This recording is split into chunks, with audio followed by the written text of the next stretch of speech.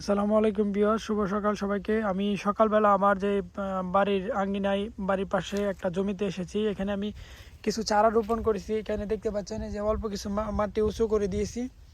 প্রত্যেকটাতে আপনার বিভিন্ন রকমের এই যে সবজির চারা, শীতকালীন সবজি যেটাকে বলে, এগুলো আপনার বের হয়েছে। এভাবে আমি 7-8টা জায়গায় আপনার ছোটো ছোটো চারা লাগিয়েছি। এগুলো বয়স বেশি হয় না, 5 থেকে 7 দিন হয়েছে। তো এটাতেও দেখতে পাচ্ছেন এই খাটাতেও আপনার জমি হয়েছে। এই যে আবার আরেকটা দেখাই, এই যে এটাতেও আপনার এখনও চারা গজায় নাই, হয়তো বা 2-3 দিন পরে এখানেও চারা গজাবে। এই যে আরেকটা মাছ দেখতে পাচ্ছেন, এখানেও পানি দিয়ে রাখছি আমি গতকালকে বিকালে, যাতে আপনার চারাগুলো হয় স্পষ্ট। এটাতেও ছোটো করে আস্তে আস্তে আপনার গজাইতেছে চারা। তো এই পাশে দেখেন আরও আছে।